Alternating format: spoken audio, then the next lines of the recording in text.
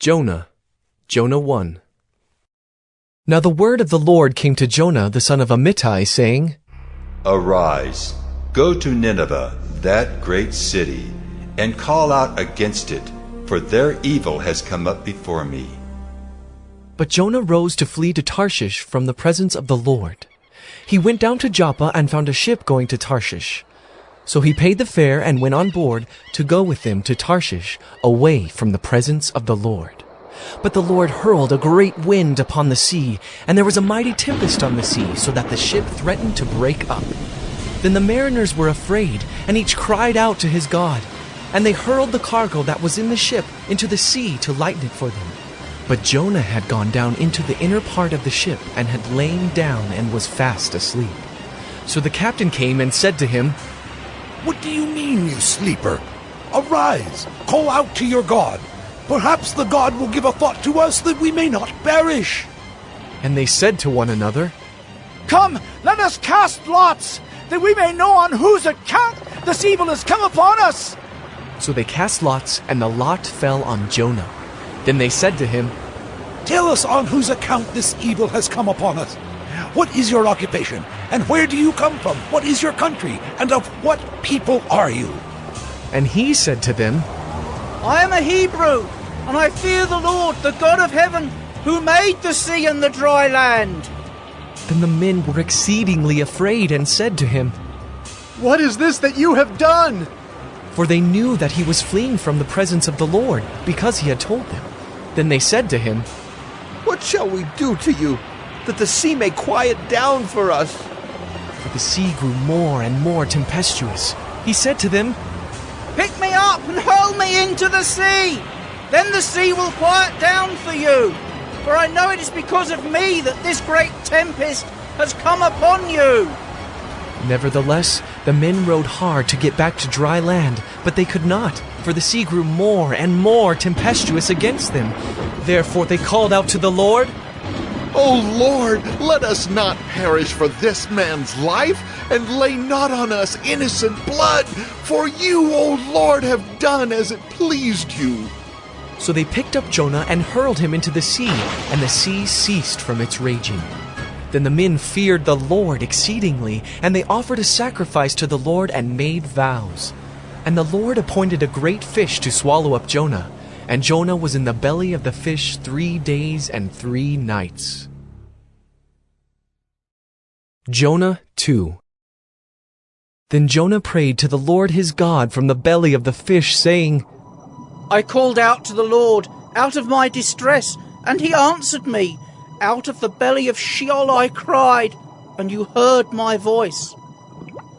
For you cast me into the deep, into the heart of the seas, and the flood surrounded me.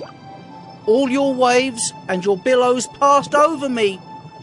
Then I said, I am driven away from your sight, yet I shall again look upon your holy temple.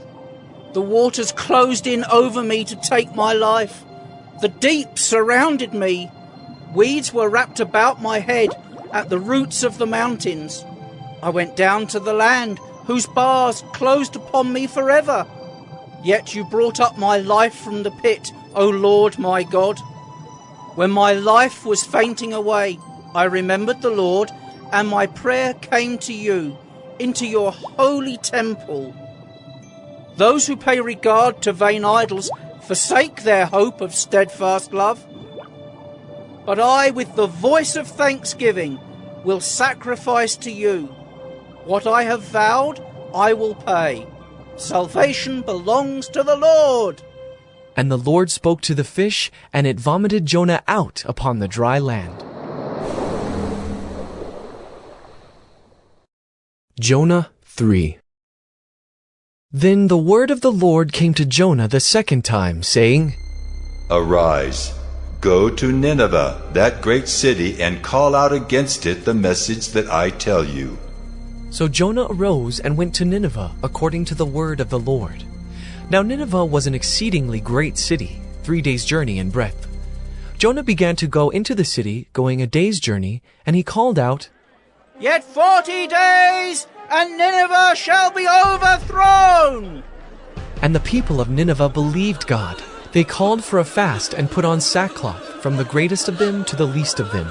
The word reached the king of Nineveh, and he rose from his throne, removed his robe, covered himself with sackcloth, and sat in ashes.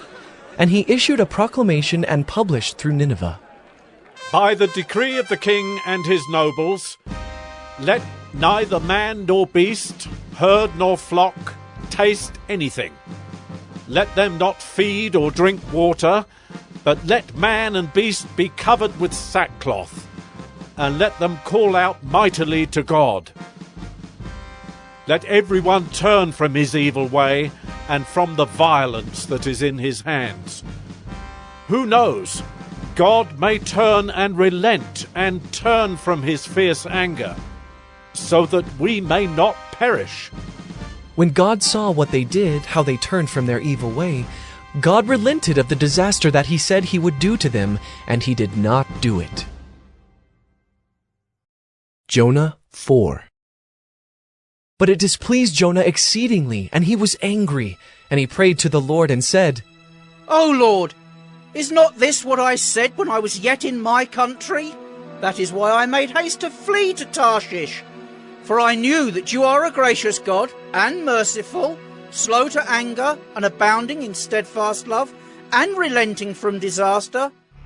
Therefore now, O Lord, please take my life from me, for it is better for me to die than to live. And the Lord said, Do you do well to be angry? Jonah went out of the city and sat to the east of the city and made a booth for himself there.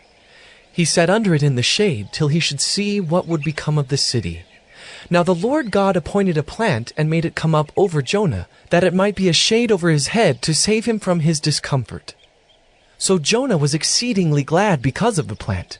But when dawn came up the next day, God appointed a worm that attacked the plant so that it withered.